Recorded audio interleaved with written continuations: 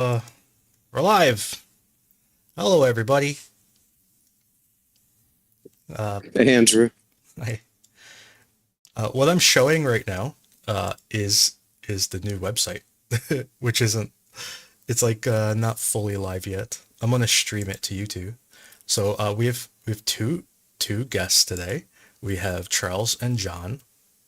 Uh, say hello, guys. Hello. Hi, everybody. So yeah, they're both from Tochny. We're all Tochny friends. All right. So I don't know. So do you guys have any like impressions of over the past few days? Uh just like general emotions maybe. I guess I can start. Yeah, I haven't had the best week. It hasn't been a good week, and unfortunately, I don't think today's getting a whole lot better. There's been a bit of optimism and confidence, but the the loss of that dam and the humanitarian disaster that it caused, I won't lie, it just hit me right in the heart, and it's been hard to get over it. It's been hard to get over the news from it, and then you know, yeah, it just hasn't been that good of a week. But yeah, and not to say all doom and gloom, but you know what I mean. That's kind of this is one of the worst weeks I've had uh, around this war in a while. Yeah, I that the dam collapsing and all of the subsequent fallout of that I think is kind of the low point so far because it's just such a tragedy on so many different levels that will take probably decades to unwind and all of the people who have died because we may never know how many people died,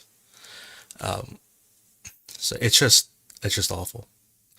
Although we are seeing now that the flood is beginning to subside in the worst hit places. I believe Hifka was kind of the last area to really kind of get flooded because the water kind of had to work its way up the Inhalets River, and so that flooding is now dropping. So over the course of the next few days, we're going to see the floods begin to disappear. In some areas, they've already disappeared, but it's going to probably over the next 2 or 3 days, the remaining affected areas will begin to come out of the ocean, kind of a reverse Atlantis type thing, and I guess we'll see the damage then.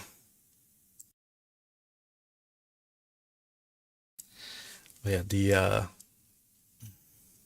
we are seeing now over the past few hours. Apparently, I keep changing the type of map I'm looking at. I guess I'll go to Google. Uh, anyway, so over the past few hours, there's been some news of Ukraine shelling this bridge area. Um, some of the Russians are kind of panicking. They think that Ukraine might try to cross the bridge.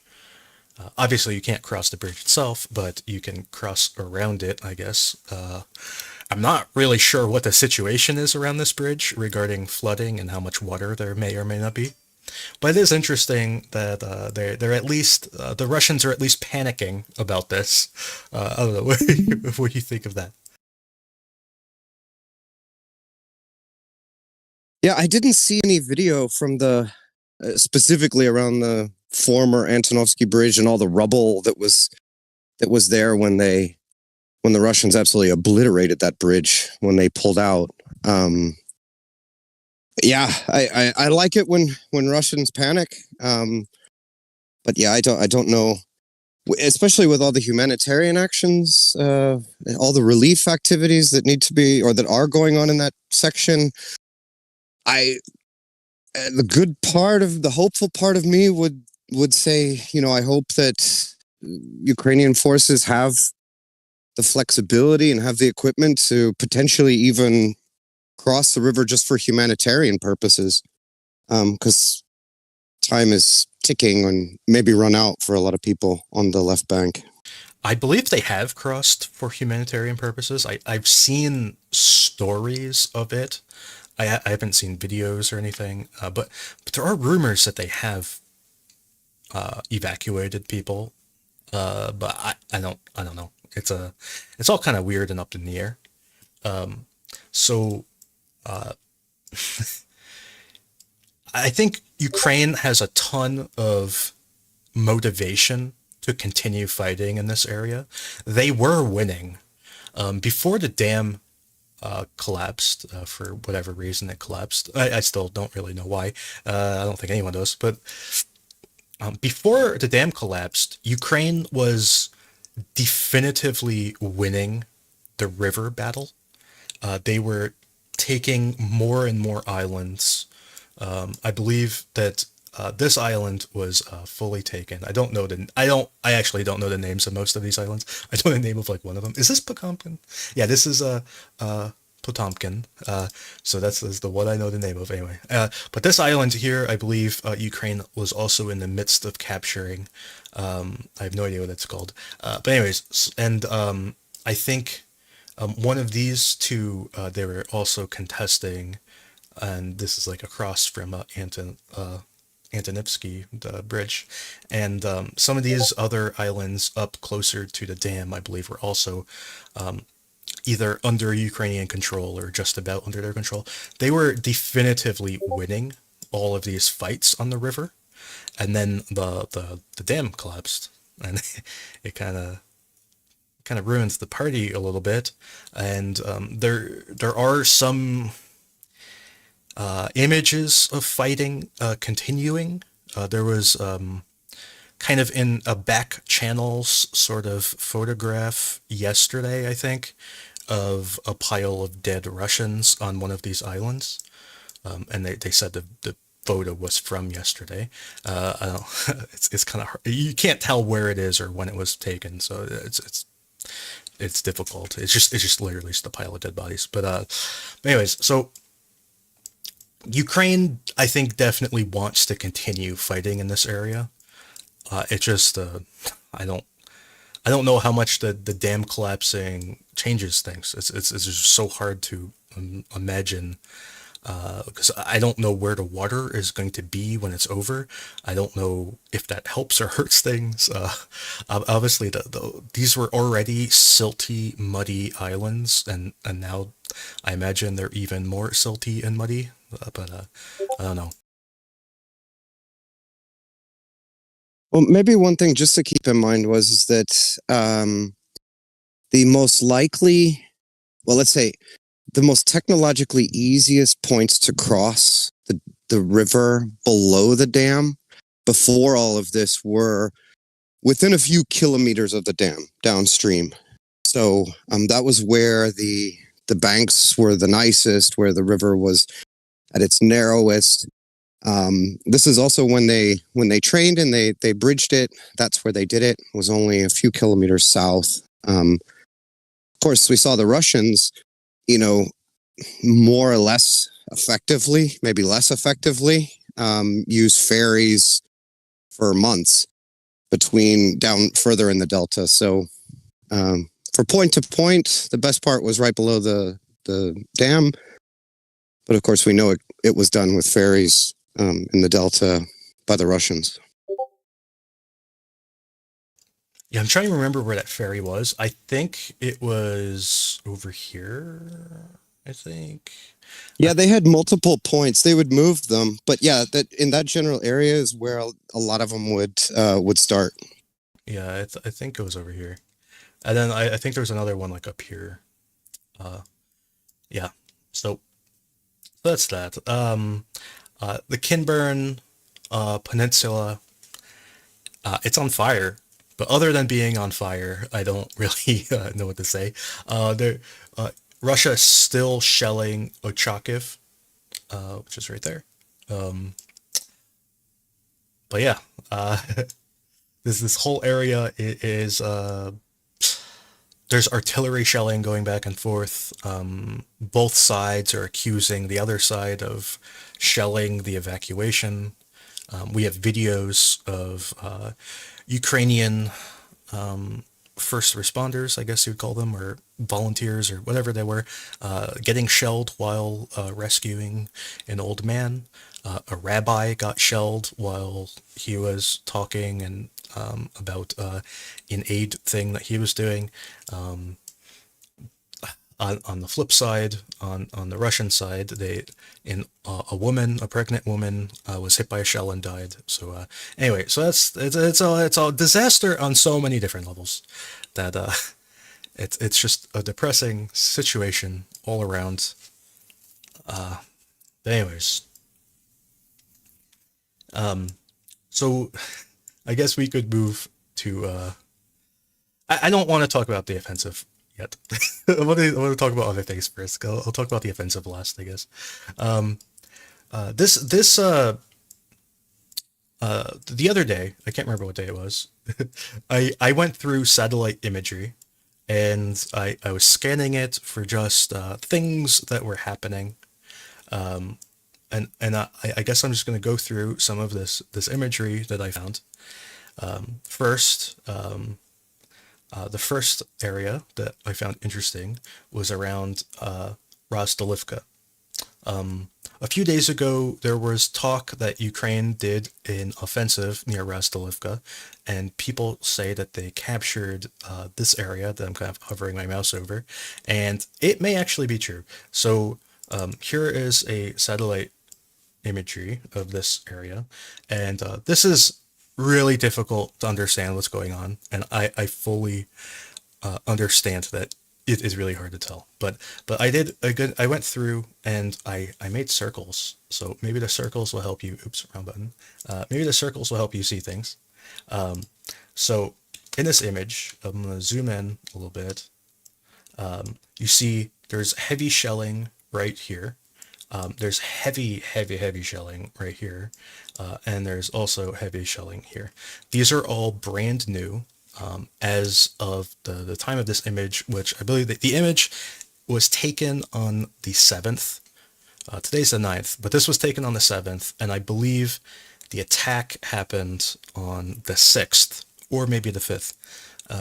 So it definitely was not the 4th, because these shells, all these craters are brand new after the 5th, because we have an image from the 5th where it did not have this. So it was the 6th or the 7th, maybe the night of the 5th. So this is all heavy shelling, and we see there's some lighter shelling over in this position here that's really hard to see, but trust me, it's there. So this is kind of pretty good evidence of a Ukrainian attack here.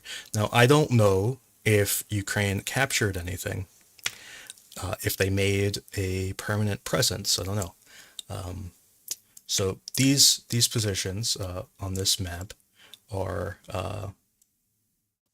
see if we put these kind of side by side, it is here, here, and up here, I guess. Anyway, so it's here, here, and here. So these like triangle right here, and there's lesser shelling kind of in this area over here. So the lesser shelling kind of more of a Ukrainian type thing, where there's very, maybe like 10 shells, whereas these other areas are just so many shells. You can see just how many artillery shells hit in some of these areas, and these are all fresh. It's a lot. It's like dozens probably in each of these locations. So that is a Russian style shelling. Now the amount of shelling here could also indicate that it was shelled for a longer period of time. Perhaps it was shelled, like for example, maybe Ukraine moved here on the 5th, and it was shelled all day on the 6th and also on the 7th. That's a possibility. I don't know. But anyways, so that is one position that we have satellite imagery of a what appears to be a Ukrainian assault. Now, another position is Berhivka, where we have this image.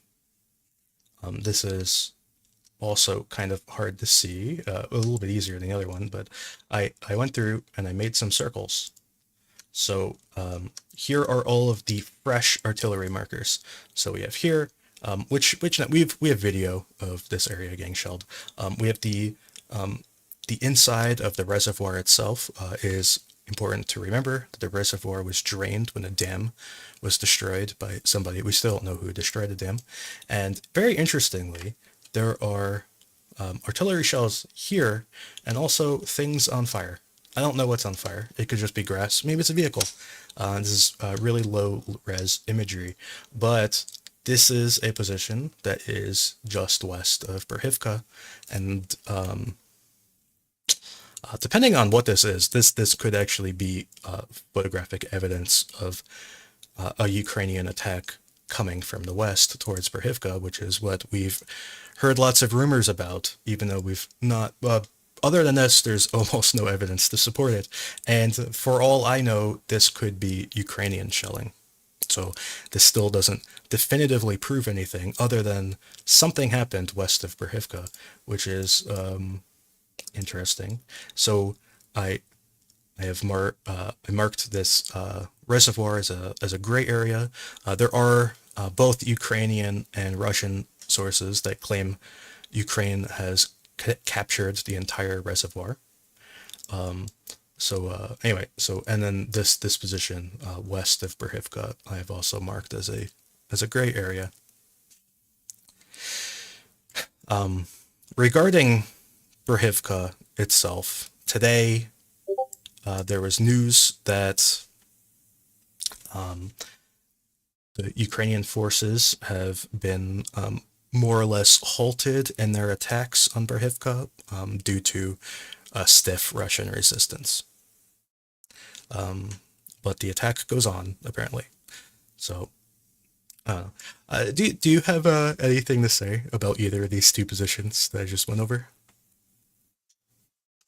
Did I hear you say once that last couple of days or so the Russians have reinforced this particular area to try to stop these attacks? Yeah, they are dumping reinforcements into this area for sure.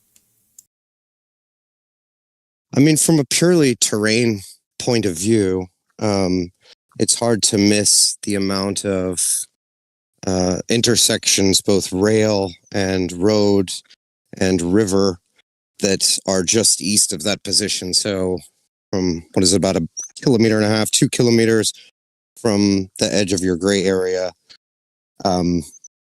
this is a kind of a basic position to try to take to control the city from the north side. That's why the Russians went after it, and that's why the Ukrainians are going back after it, I guess.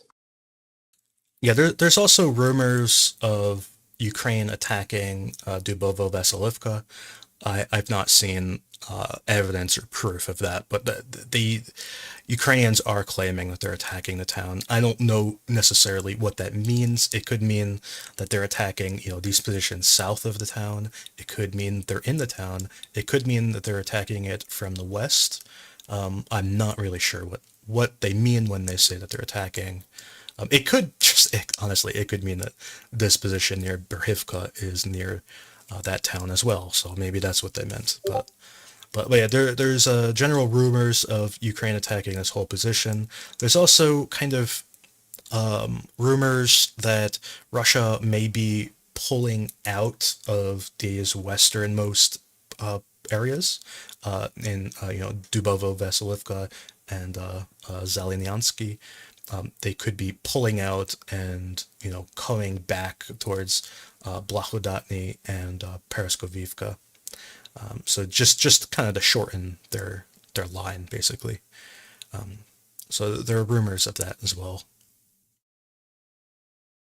Well, there's no rule that says that the Ukrainians have to directly push east to close that pocket. I mean, if they felt like they could protect their flanks, they could continue to push that spearhead forward. I mean, it's a creeping spearhead over the last week.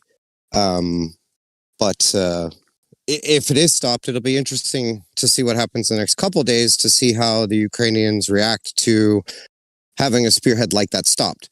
We know what the Russians would have done. Will the Ukrainians act in the same way? From what I've heard, this attack hasn't stopped. It's just slowing down so much that there isn't so much to talk about.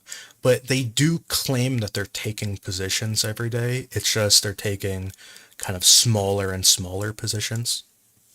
So there's not so much pessimism here. It's just they aren't like moving a kilometer at a time right now. At least not in the front. Like maybe there's some way to measure things in like the most optimistic way possible, where you measure from the back to the front, and say that they moved a kilometer. But from the front, they're moving just like a few meters at a time at this point. Yeah, reaching that crossroads would be nice. And holding it. Yeah. So anyway, so I'm gonna move on to the next position that I found in my little satellite quest. So here we go. It is this position here. It is north of Klishivka. It is just north of this. Okay, so here's the imagery, and I drew some little circles. So you see that there's, this is much easier to see compared to the other ones, but there's super heavy shelling right here. And this was interesting because this was a known Russian position, which is almost certainly now held by Ukraine, which is why I updated my map to show that. This is a known Ukrainian position that is very heavily shelled. And here is another Ukrainian position, also extremely heavily shelled. And up here, it's not shelled as heavily, but these are all pretty large craters compared to these artillery marks. Not really sure what those are, but they were fresh as well. Maybe some sort of MLRS, maybe shooting larger munitions. So this is right here. I now consider this a Ukrainian captured location, even though we never really heard news about it. It's getting so ridiculously shelled. It's pretty obviously done by Russians, because Ukraine simply doesn't have the ammo to shell that much. they wish they did, but they don't. So it's clearly a Ukrainian position at this point. Moving. Oh, anyway, so we could just stay in Klishivka for now. There are rumors of Klishivka that came out today from trustworthy people, but I still don't trust them. But that basically they're claiming that Ukraine is on the outskirts of Klishivka, and they could be preparing to assault the town itself. I see no evidence of this. I don't know if this position counts as the outskirts. maybe this counts as outskirts. I don't know. Maybe they captured this forest. I see no evidence of that, but maybe the forest would be the outskirts. I don't know. So that's a that's kind of my Klishivka news. There's also Ukraine has taken these positions along the canal. I think I talked about this last time, or maybe not. Anyway, so they're basically, Ukraine is pushing along this canal.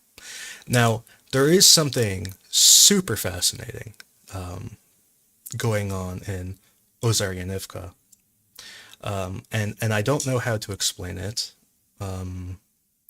But this location right here, this little field, is getting super heavily shelled. And I don't know if that means Ukraine is there or not. I don't know how to interpret or explain that this location right here is just getting shellacked.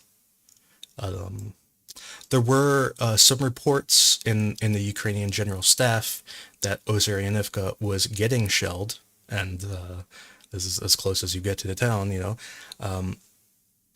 But I just don't know what to make of it. I'm hearing a common theme here, Andrew, that the the Russians are using a lot of artillery, a lot of it, in many places. It's what they do. It's like they're like kind of a one trick pony. It's just shoot artillery at it. There's a problem, shoot it with artillery. Yeah. Just just thinking, I don't know if you know any of this, but any of that stuff regarding stronger of artillery units on the Russian side, or it seems like I mean we know that they slowed down. Didn't know why they slowed down prior to all of this, but it seems like they've they're putting a lot more through the tubes than they were a couple weeks ago. Yeah, I mean, I don't know if this is more through the tubes or if this is just what they're doing the whole time. Uh, this is just me going through the satellite imagery and just seeing like, oh, there's a lot of artillery shells right there. Like, I'll pull up this position on the satellite if you give me a second here.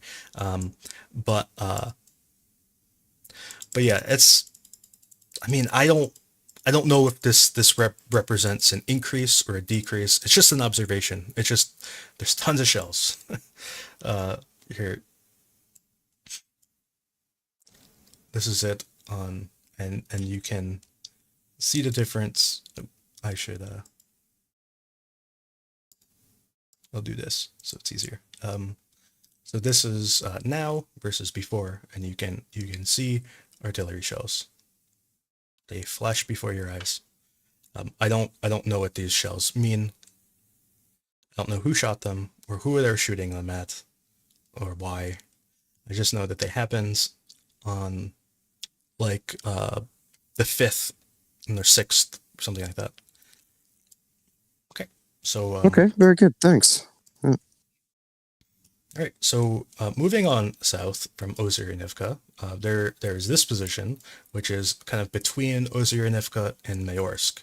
And this position, Russia published a video a few days ago of shooting a TOS, the thermobaric weapons, and you can see the TOS crater. This is TOS. This is what it looks like when it blows up stuff.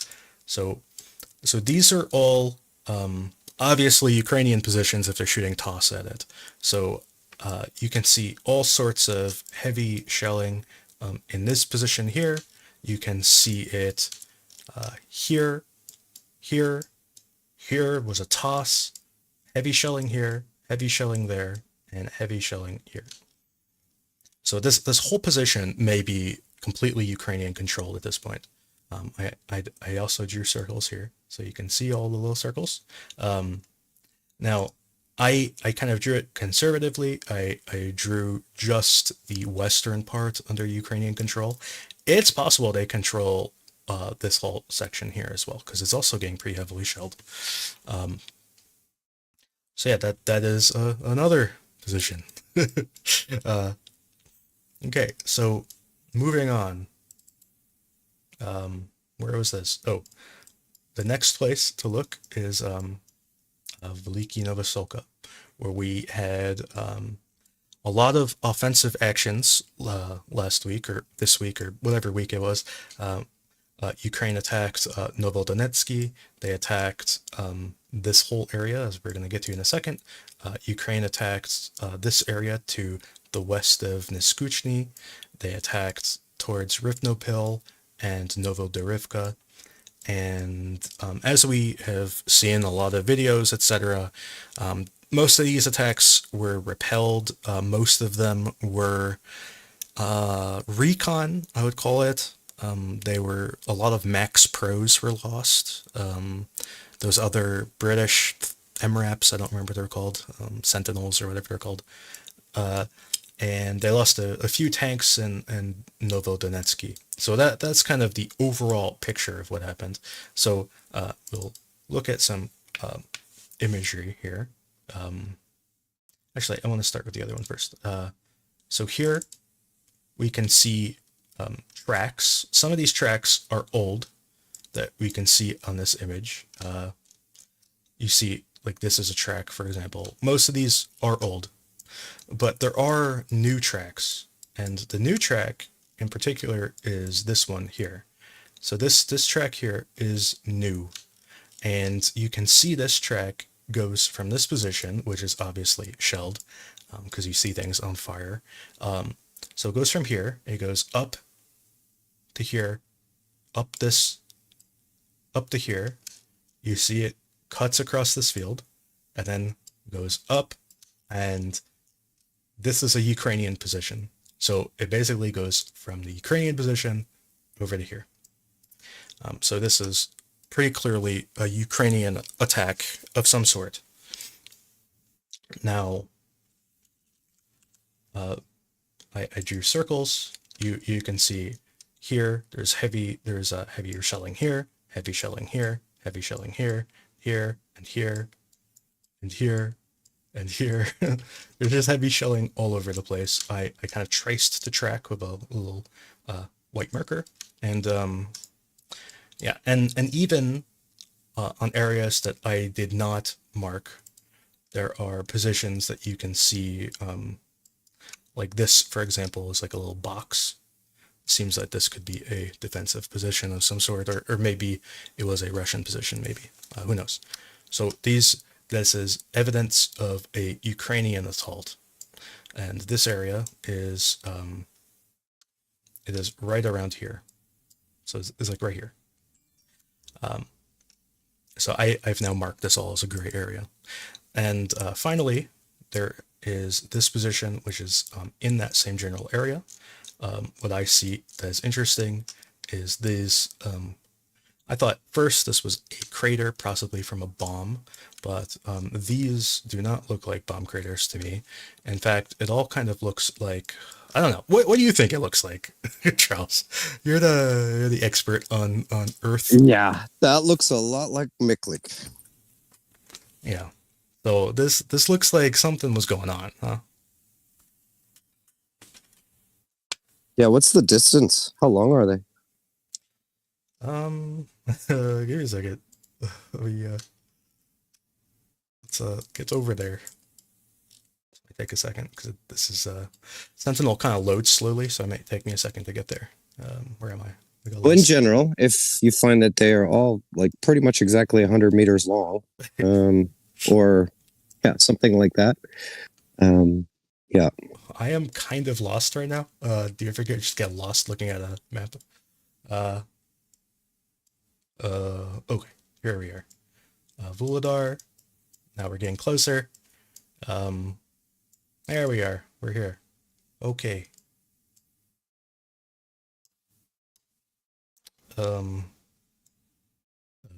Okay, here we are. Let's measure it. And let's keep in mind that these measurements are estimates and not real measurements. Okay, so this would be 50 meters long. Does that sound about right? No, that's a little too short. Yep. Well, that's their length, 50 meters, give or take. Yeah, so I don't know. I don't know how long the UR-77 ones are off the top of my head. The Meteor ones. I believe they're just I believe they're a little bit longer than the U.S. ones. The U.S. ones are 100 meters long, but you have you need if you by doctrine in order to get through a 100-meter deep minefield, you're going to need two of them. But I don't know of one that's 50 meters long. So maybe that's not what that is.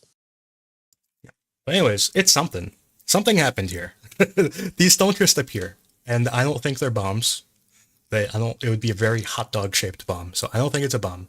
I'm not 100% sure what these are.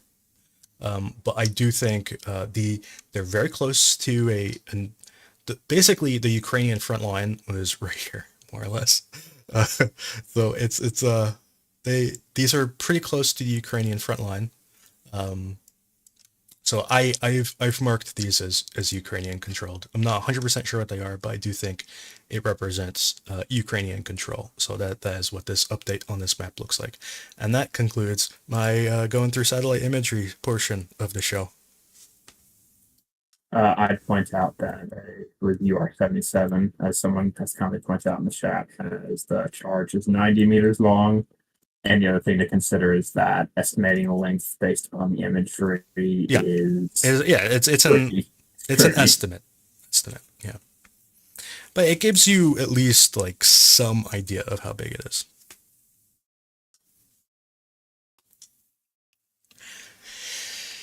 Anyways,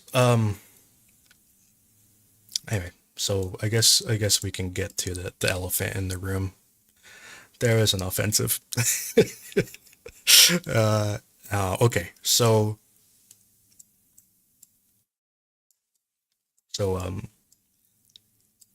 Ukraine is basically attacking along the entire front in Zaporizhia.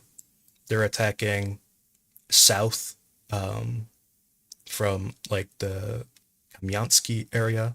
They're attacking south from Orkhiv. They're attacking south from Veliki Novosilka. They're even attacking south from Vuhledar, which we don't really hear much about. The one area that I've heard like almost nothing is Hulepol, but they're probably attacking south there too. Now, the most evidence of we've seen thus far of these attacks were the first day of this offensive, I guess, or at least of this area. Ukraine kind of attacked down into this position, which is south of Malotokmaka and Novodanilivka. They moved south. They reached this area, like this kind of tree line, and they got really heavily shelled. And there are videos of destroyed vehicles at that point. Now, we've also seen some videos of Ukraine around the town of Labkove. Not 100% sure whether they ever actually captured the town or if they kept going. I'm not convinced they've captured the town. They may have. I'm not really sure. So yeah, it's just kind of the long story short is that Ukraine has taken a lot of casualties in both men and equipment in this attack, and they've have little ground to show for it.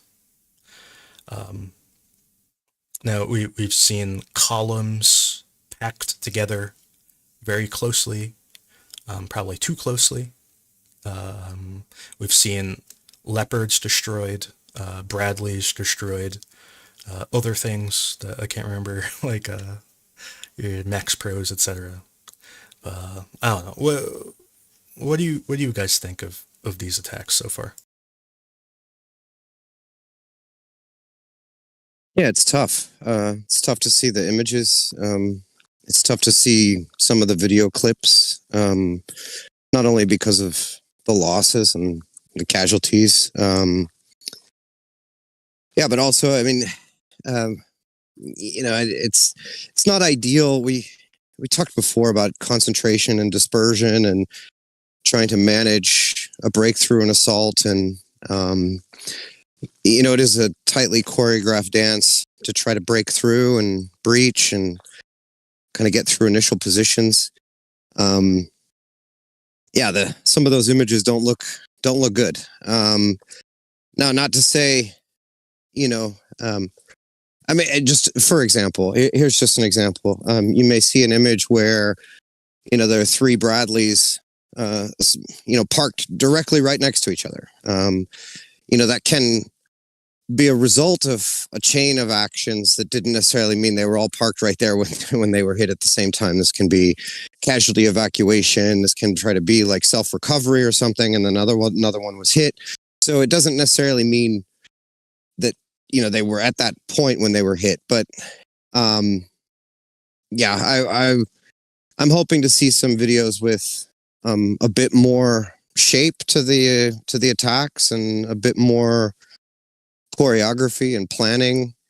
But of course, all I've seen so far are the ones I think the Russians want us to see. So Yeah. I'm just certainly none of this is good, but I'm still questioning if what's the sample size, right? Yes. So there are a few things to talk about. First, just the state of fact. Ukraine has taken significantly more casualties than they expected to take. They were not expecting it to be a walk in the park. They knew that they were going to take casualties, and they took even more than they expected. So let's just get that out of the way. It's just a fact. The other thing to talk about is that Russia is also taking enormous amounts of casualties. And that's something that Russia doesn't like posting their videos of their stuff getting exploded, but their stuff is getting exploded.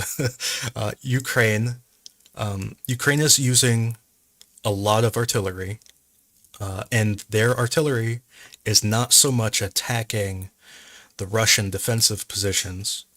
They're attacking the roads and supplies to the front. So when Ukraine attacks a position with infantry or whatever, they're also attacking the roads to that position, so that if Russia wants to send their, a response, a mechanized response, for example, they have to move through that artillery. They're using remote mining. They're using precision shells of various sorts. They're using every weapon that they have in their arsenal to try to separate the front and the rear of the Russian line. And they are doing damage to that second line. There was a rumor, it might even be confirmed at this point, that I can't remember exactly where it was. It was right here in this school in Kopani, which is a town near the front line, where a Ukrainian precision strike was said to have done significant damage to the Russian second line. So yeah, Ukraine is taking a lot of casualties here, and Russia is also taking casualties. I don't know what the ratio is. I don't know if it's a good ratio or a bad ratio, but it's not just Ukraine losing equipment. Russia is also losing equipment. Ukraine is losing more equipment than they want to. And I guess we'll see what happens. I don't fully understand attacking this position, this area in general. I can pull up Brady's little map of defenses, and we can see just how deep the Russian defenses are in this area. They are very deep. I don't know.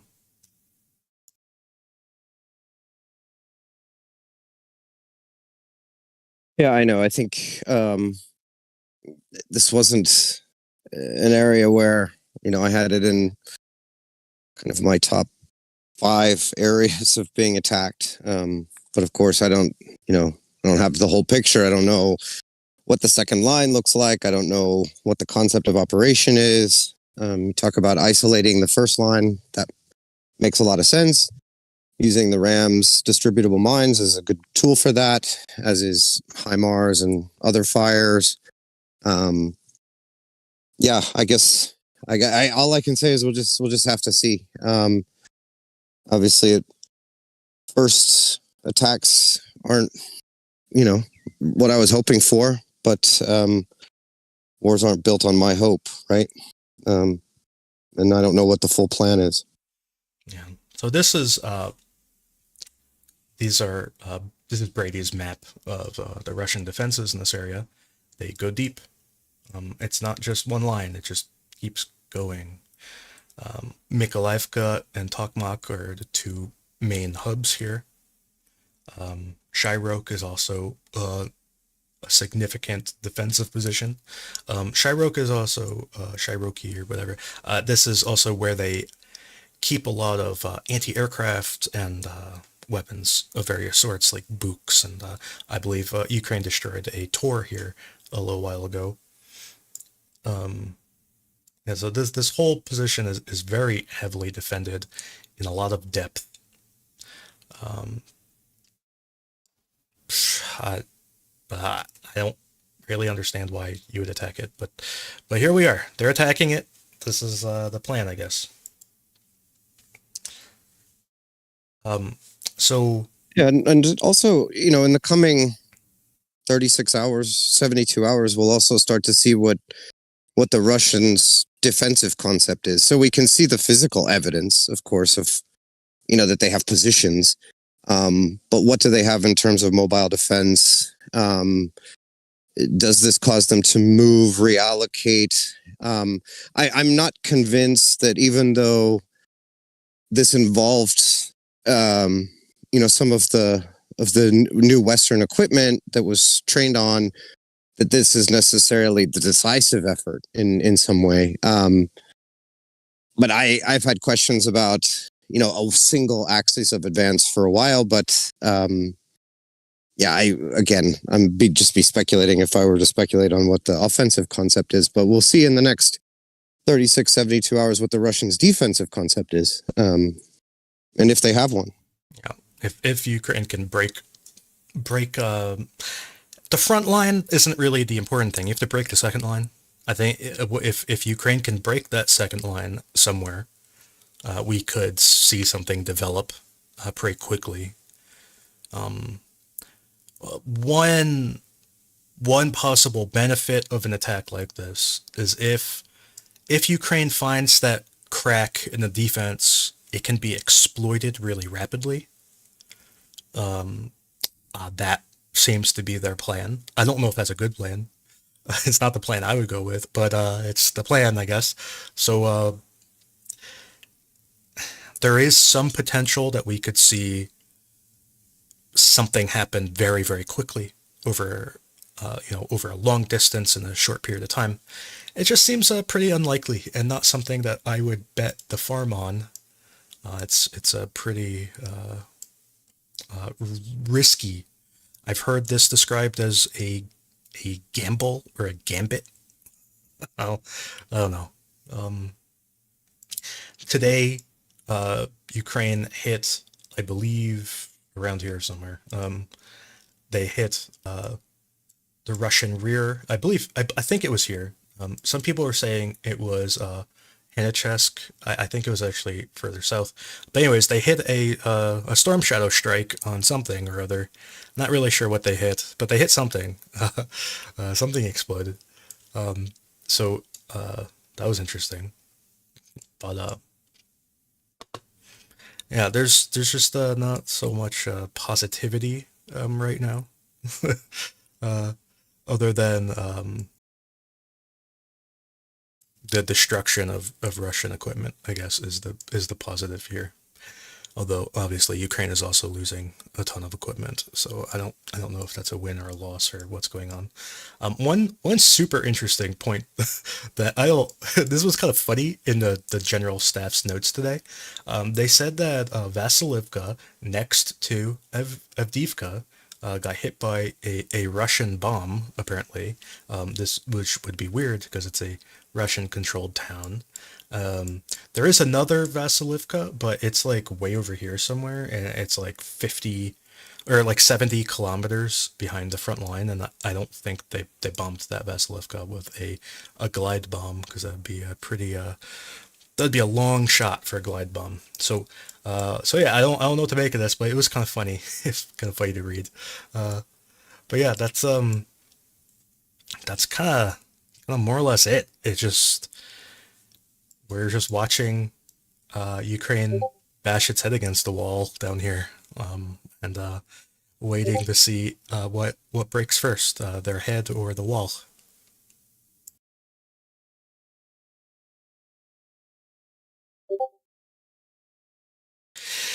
And yeah, these images are bad, but and you say it might not be as bad as it looks. That's true. There's a general rule that I try to live by, even if it's hard sometimes, that things are never as good as they are when you're winning, and they're never as bad as they look when you're losing. So you have to try to stay even keeled and be in the middle. Even it's kind of difficult at the moment for me personally. So and honestly, the dam collapse is kind of the an emotional sink that kind of made everything more difficult personally. So yeah, I don't know.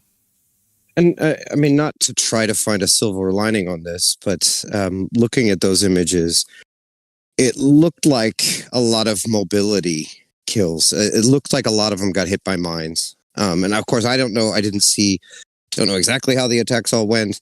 But a lot of the vehicles that I saw look like mobility kills. Now that's bad, but they can be repaired Well, in many cases. they can be repaired, but whether it's ever possible to repair them, I doubt it. Because in order to repair them, you would have to push them out of Russian range. Because Russia is going to keep their little eyes on those positions, and if any Ukrainian goes near it, they're going to get hit by a bomb. They might get a 1,500 kilogram bomb dropped on them. They might get hit by a lancet. They're going to shoot you if you get close to those vehicles. They're going to shoot you somehow. No, I understand. I'm like I said, I'm not trying to find a silver lining here just for the sake of it. But yeah, naturally, if they can recover them and if they can get them back, but especially if we're talking main battle tanks, right? Main battle tanks, if they're running over a TM62 mine, yes, it is a traumatic event, but it's typically only going to do track, road wheel, sprocket damage, which is relatively easy to repair if you can recover the vehicle, of course, and it's not hit again later. Yeah, of course. Yeah, if you can recover the vehicle, yeah, that's nice. It very much depends on where the vehicle is taken out, because the vehicle that I think everyone's talking about getting recovered, I'm not 100% sure on this, but I'm pretty sure that vehicle was taken out like around here. It was really close to the Ukrainian line. Whereas the tanks taken out down here, I don't know if you're going to get them back anytime soon or ever, because it's a much bigger ask, I think. Bringing it back, a half kilometer versus bringing it back, 8 kilometers or whatever it is, and it's a big difference. So yeah, it depends on where the stuff gets hit. And yeah, the first night in particular, the helicopters were a big problem.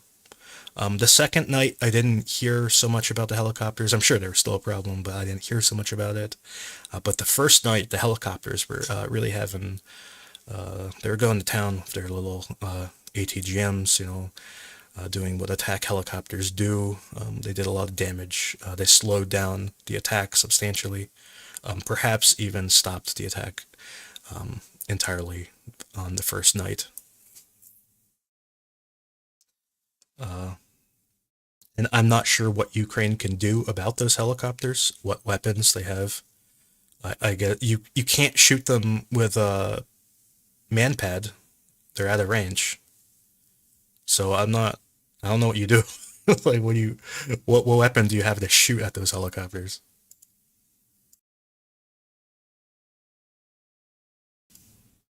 I don't know, John, do you have any ideas on how to take out KA-52 shooting you from like 10 or 15 kilometers away? I'm not sure what the range of a Stinger is off the top of my head. I imagine it's not that. I think So it's about 4.5 kilometers, maybe. yeah. So if they're taking it, if it's a 10 to 15 kilometer range engagement, you're going to need something obviously longer range. NASAMS is static, so that's kind of off the table. Something like maybe RST SLS, which I believe they're getting 12 launchers sourced from Sweden, I believe. That might be useful in that role. Things like Strela and OSA might also be useful. Um, most of the mobile systems. I mean, honestly, what would probably really be helpful, at least in the ideal case, would be rotary, or excuse me, fixed wing assets. Yeah, you need Um, air-to-air missile. yeah, with air to air missiles to at the very least deny the airspace and keep them further back, ideally beyond engagement range with their ATGMs. Currently, the Ukrainian Air Force doesn't seem to be doing very much of that, or the airspace that they're able to deny them that's still close enough that they can move up and engage with ATGMs as we've seen. I'm hopeful that F-16s with AMRAAM, really any variant of AMRAAM, will be able to helpfully free up some trade space there to maybe deny a little bit more of that airspace and push them a little bit further back. Obviously, that's not a trivial thing to do. They're going to have to be contending with Russian ground-based air defenses, Russian fixed-wing assets as well. So, not an easy thing to implement, but having F-16s with AMRAAM would at least kind of open up some more possibilities there in the future. So I'm hopeful about that, but obviously that's not in play at the moment.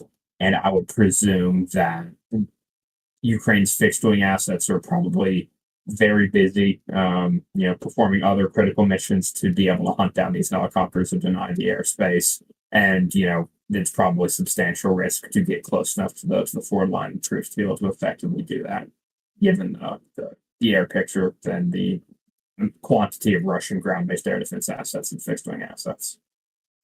Yeah. So what we need is an anti-aircraft drone. That's what we need. We need a drone that carries around like AIM 9s or something. That's what I want.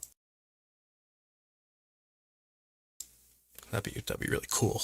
But anyways, the other thing is, someone reminded me of this in the chat, is what you could potentially do is, at least with some of the Western systems like NASAMS or Patriot, there's some, there'd be some difficulties implementing this, but if you have the right sensor combination with some networking like an IBCS or Win16, etc., you could probably do some very fun non-line of sight engagements where the organic radars for either Patriot or Sentinel, for NASAMS, don't necessarily need to be line of sight, so you can have them fairly far back to the rear and then, just engage at fairly significant distance using sensor data from a remote sensor that's been integrated with it. I'm not sure how workable that would currently be given the interceptors that Ukraine has received.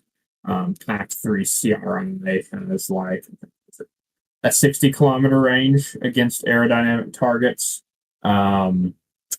So that would be better than some of the other options. I would need to see for non-line of sight stuff how the MPQ 65 would factor into that, because it does the data link to the missile currently with the RIG 360 data link system, which we have yet to introduce in the service. So there's some options there, but they would it would take some effort to implement them, and there would mostly be risks, as well as they would consume sets which are limited in quantity. do you know if an Ocelot can do that? I'm not very familiar with the Ocelot, to be honest, so I couldn't tell you. Okay, because I know it has a data link, but I don't know if it can data link with like a Patriot. But I know it can data link with other stuff, but I don't know. Because I'm not really it's sure basically how the Ukrainians have data link their stuff to begin with. What I've heard is very weird and makes very little sense, so I assume there's some sort of wizardry going on behind the scenes. I just want Germany to give Ocelots. They're so cool, the little thing. But anyways,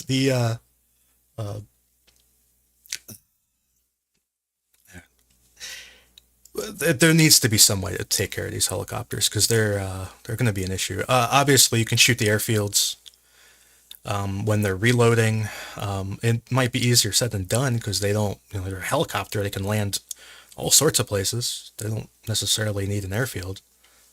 So, I don't know. If you can locate them, I guess you can Well, you blow know them what up. they do need? They do need to be refueled. They do need to be serviced. They do need to be rearmed. So it's not necessarily trying to, take out runways or pads. It's about trying to take out that sustainment infrastructure. Yeah, and that seems hard. I mean, helicopters are they exist for a reason. Let's just put it that way.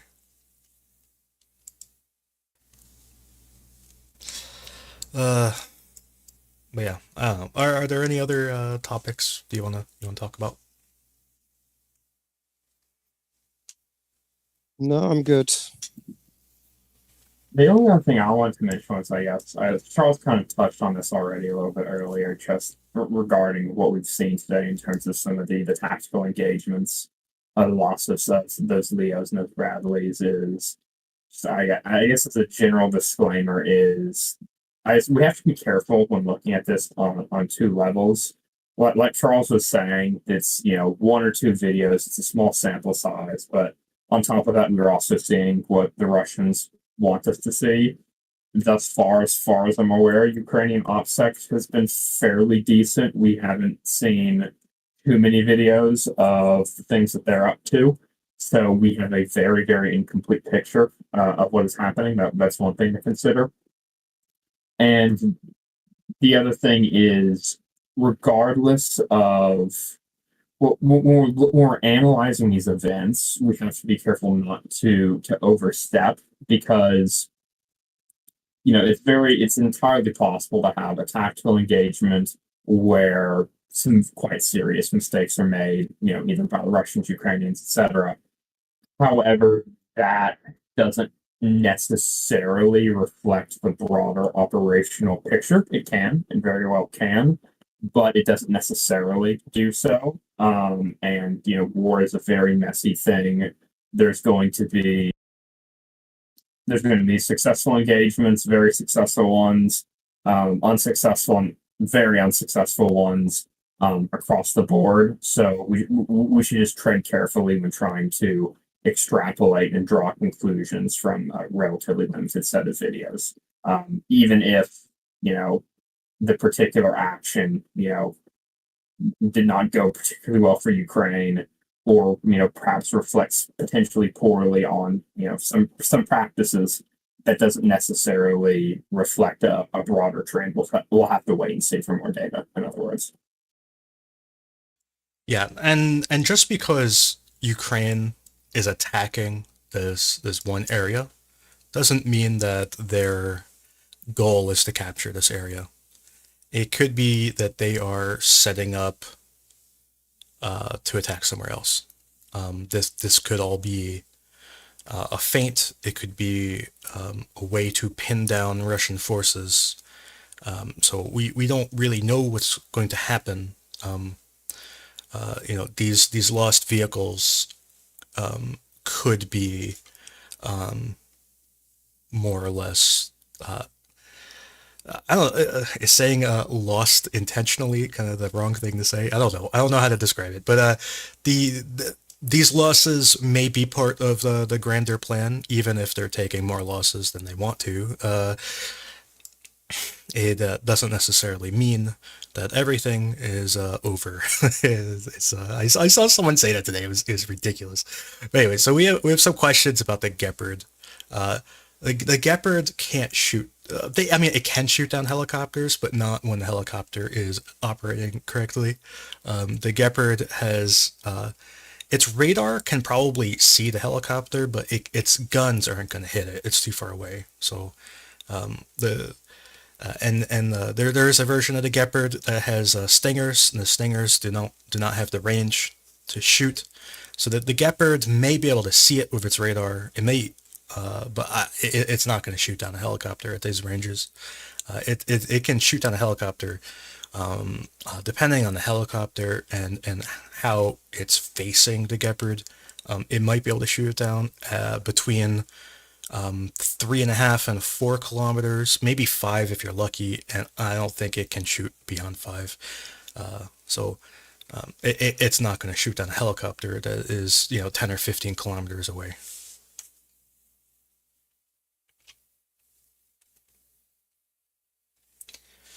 So yeah, that's about it, I guess.